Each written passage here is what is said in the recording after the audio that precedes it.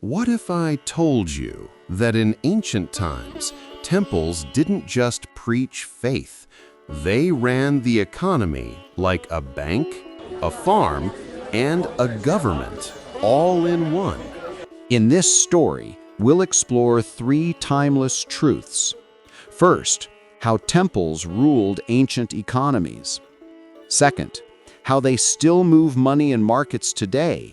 And third, why faith and finance have always walked hand in hand. A temple economy means the temple does far more than worship. It owns land, collects wealth, employs people, and redistributes food and goods for the community. These temples were humanity's first institutions of trust, places where economy and divinity blended under one sacred roof. Let's travel back over 5,000 years to ancient Sumer, where the ziggurat temples rose above the city. They weren't just places of prayer, they were the city's heartbeat. Sumerian temples owned farmland, herds, and warehouses. They employed scribes to record every transaction. And those clay tablets we see in museums today, they're not poems, they're balance sheets. Goods came in, records were made, and blessings went out.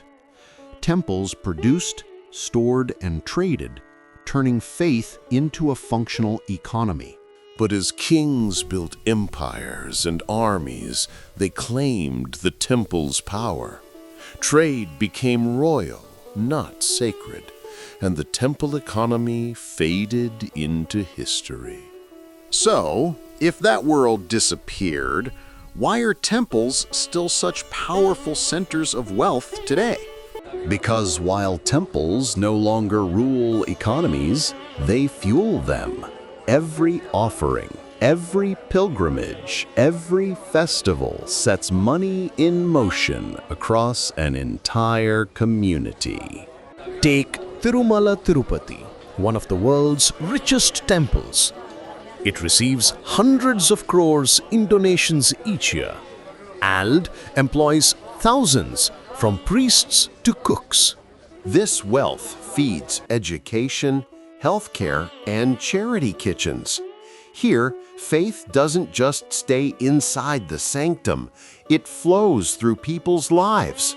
In 2011, deep under Kerala's Padmanabhaswamy Temple, ancient vaults were opened for the first time in centuries. Inside, unimaginable treasure, gold thrones, crowns, diamonds, a fortune worth billions of dollars. But beyond the treasure lies service.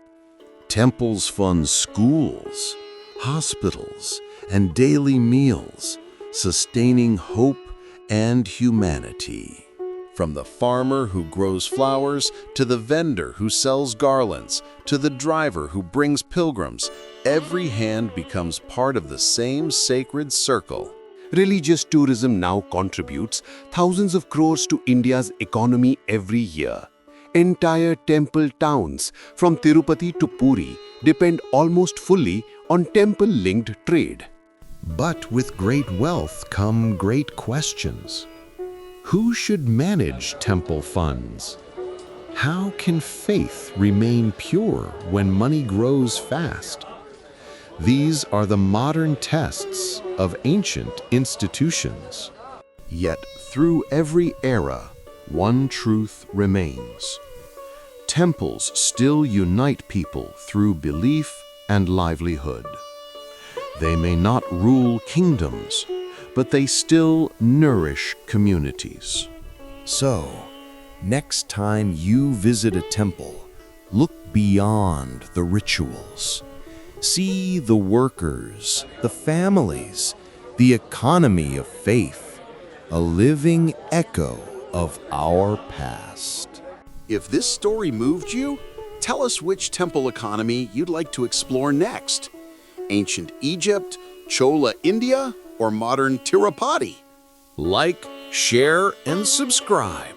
And remember, every faith leaves behind more than devotion. It leaves behind an economy of compassion.